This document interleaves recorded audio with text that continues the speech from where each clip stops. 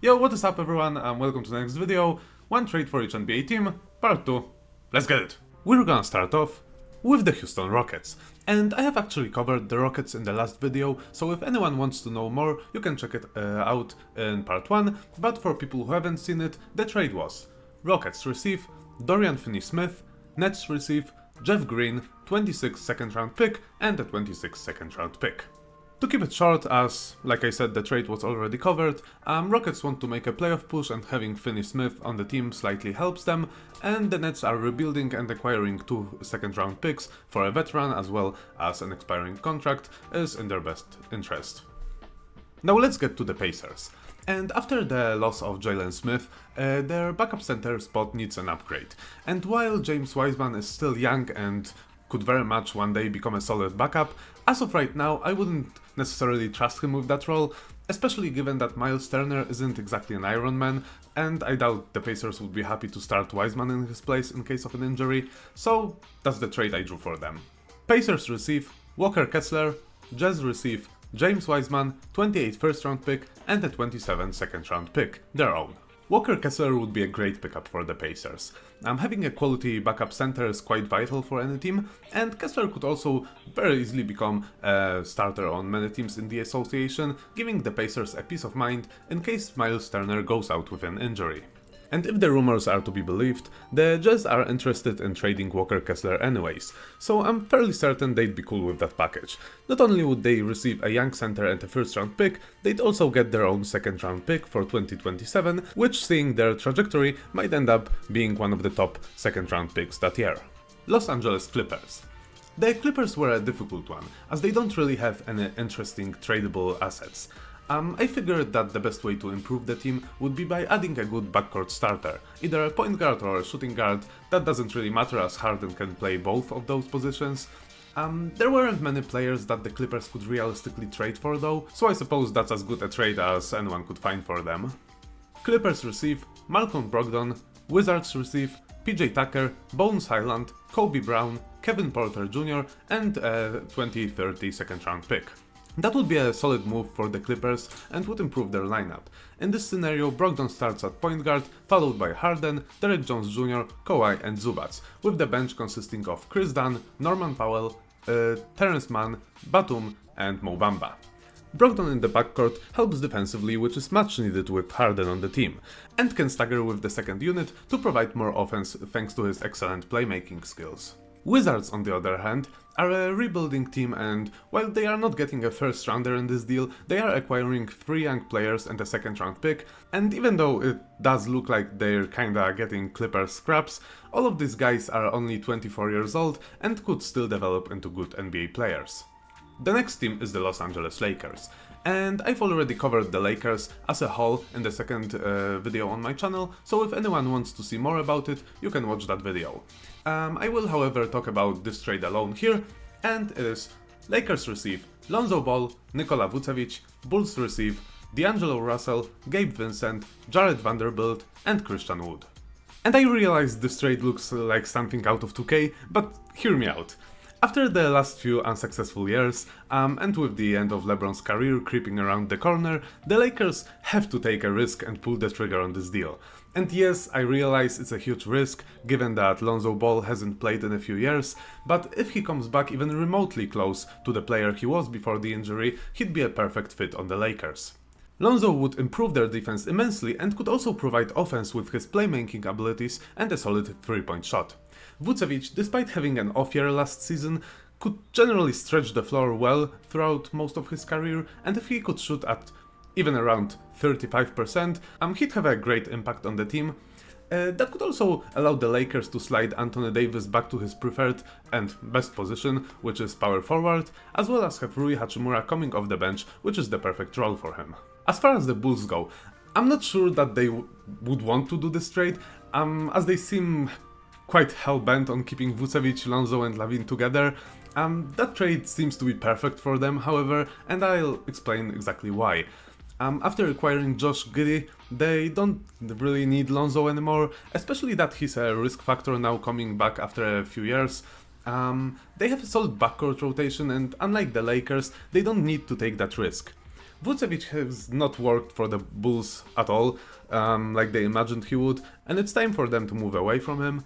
And while I realize they are not interested in a rebuild, they don't necessarily have to with this deal. The Bulls could make it a 3-team trade, keep Jared Vanderbilt as they are in need of a solid backup power forward, and send Wood, Russell and Gabe Vincent to a 3rd team for a new center. And with that kind of package, they can actually hit a jackpot. So I'm sure this trade could work wonders for both teams. Next team is the Memphis Grizzlies. And there have been quite a lot of chatter recently about Marcus Smart potentially getting traded, but I personally believe that the Grizzlies should keep him. He can help Ja defensively by taking the more difficult assignment, as well as stagger with the second unit and make up for the lack of a solid backup point guard. I very much like the prospect of their starting lineup being Ja, Smart, Bane, JJJ and Eddie. That is a really good mix of offense and defense, size and athleticism, shooting and rebounding, and I believe they should give it a go. What they could use, however, is a spark off the bench, and so that's the trade I got for them. Grizzlies receive Jordan Clarkson, Jazz receive Luke Kennard, John Conchar, 25 second round pick and 26 second round pick. Like I said, the Grizzlies could use a guy in the second unit that can provide a spark off the bench with his offensive prowess, and there aren't many better fitted players to that role than Jordan Clarkson. And when it comes to the Jazz, they are a rebuilding team, and Clarkson is 32 years old already, and while he's a really solid backup, I wouldn't personally value him at a 1st round pick, but 2 second round picks and 2 veterans that could be flipped for additional 2nd round picks is a solid deal for them. Now let's talk about Miami Heat. And I have some terrible news for the Heat fanbase. I believe that the window for Miami to win a championship has already closed and some changes need to be made. And sure, they can still make playoffs and put on some fight, but realistically, they don't really have a chance to win it all, and there's no reason to postpone the inevitable. The best thing Miami can do is go into rebuild before Jimmy Butler loses his value, as he's already 35 years old, and while they can still get a solid return for him. The trade I'm about to present to you will not be possible until December 15th though. Heat receive Lou Dort, Isaiah Joe, Aaron Wiggins, Ousmane Dieng, 25 first round pick, their own, and 25 first round pick via 76ers. Thunder receive Jimmy Butler, Kevin Love, Josh Richardson. Like I said, it's in Heat's best interest to trade Jimmy while he still has a lot of value and start a rebuild, as they already have missed their window to win a championship. And that trade is as good as they could ask for. Not only do they get 4 young players back, they also get 2 picks for the next year's draft, including one of their own. Which means they can tank the next season and end up with one of the top picks in the draft. They also trade 3 of their veterans, which opens up minutes for all those young players to get playtime and develop well. As for the Thunder, I believe that if they want to greatly improve their chances at winning a championship, they need to get some veterans on the team. Despite being one of the top teams in the league, they are still very inexperienced. Jimmy is the perfect player to put on the roster, not only because of his talent and skills, but also due to the mentorship he could provide to these young guys around him.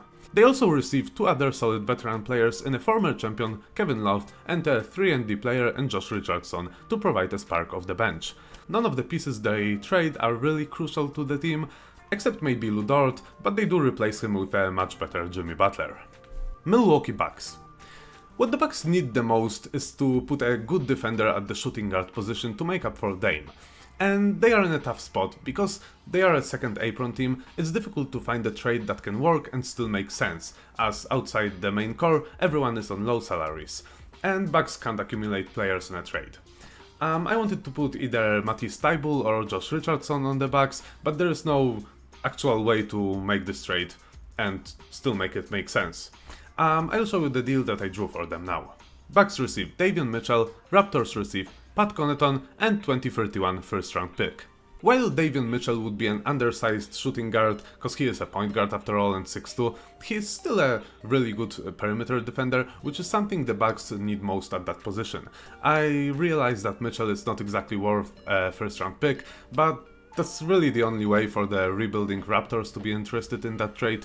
And for the Bucks who desperately need a player like him, I believe the sacrifice of a future pick is worth it. Raptors could be interested in that pick, as, well, let's be honest, it is an overpay for Davion Mitchell, and by the time 2031 arrives, there is a big chance that the Bucks will not be a good team anymore, and the pick might become extremely valuable. Minnesota Timberwolves. And, well, after the recent trade, I believe the Minnesota Timberwolves are basically as ready as they can be for the next season and don't need to make any more moves. The next team to talk about is the New Orleans Pelicans. And I'm not gonna lie, I may have actually cooked something spectacular here. So the Pelicans need a solid center, and while they did draft Yves Missi recently, he's a rookie and we can't really expect that much of him. And the Pelicans want to compete now, which now they very much can with their solid roster.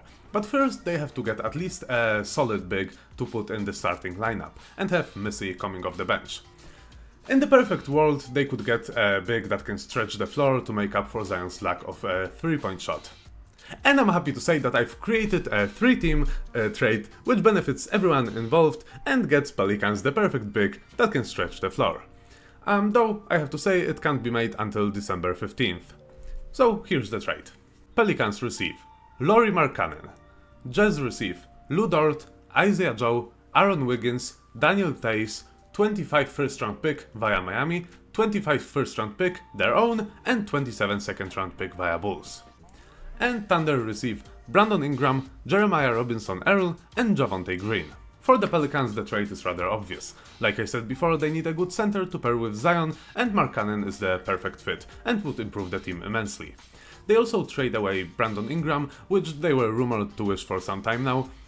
They end up with a starting lineup of Murray, CJ McCollum, Trey Murphy, Zion Williamson, and Lauri Markkanen. The Jazz, let's be honest, are not going to cause problems in the league anytime soon, so it is in their best interest to trade Markkanen now that his value is so high, and get a really good return of not only young players, but also 2 picks for the next draft, including one of their own, which should give them one of the top picks in the next draft if they play their cards right. Now Thunder, like I said during the potential trade with Miami, need to add a solid veteran to their roster, and in this case they get one of the best small forwards in the league. Considering the upside of getting Brandon Ingram and their large stock of draft capital, this trade seems to me like a no-brainer. And last, but definitely not least, my beloved team, the New York Knicks! And I am ecstatic for the season ahead of us, and I'm over the moon with the team we've assembled. And I believe that we just need one more trade. Mitchell Robinson is too injury prone, and I'd be happy to see us trade for another backup center. We could also use a backup wing, and I found a perfect trade that benefits both teams and gets everyone what they want. I just want to add that I wasn't happy at the beginning with us trading away Donte DiVincenzo, and wasn't sure if we had anyone to take over his role, but I've come to realize that I believe in Deuce, so we do not need a new shooting guard. That is the trade I've planned. Knicks receive Steven Adams, Cam Whitmore. Rockets receive Mitchell Robinson, Jericho Sims, and a 25 second round pick via Celtics or Grizzlies. And that package is exactly what we need right now. Steven Adams is a great backup, and while he is coming back after a season-long injury, I'm willing to take that risk, as Robinson is too injury prone of a player, and he's out again, by the way. I'd love to see Cam Whitmore on the team, and believe he could be the spark of the bench that we need.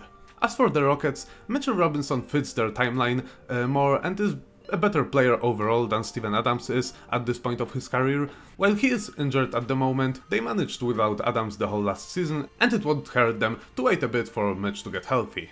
Future-wise, Robinson would be a great pickup for the Rockets, and for the few months that he's going to be out, they will still have Jock Landale and now Jericho Sims to fill the backup center role. That's all for today. Thank you for watching the video, and I hope you enjoyed it. If you did, please let me know in the comments what you think about those trades. Maybe you have some better propositions. I'll be happy to read them and respond. So till the next time, peace.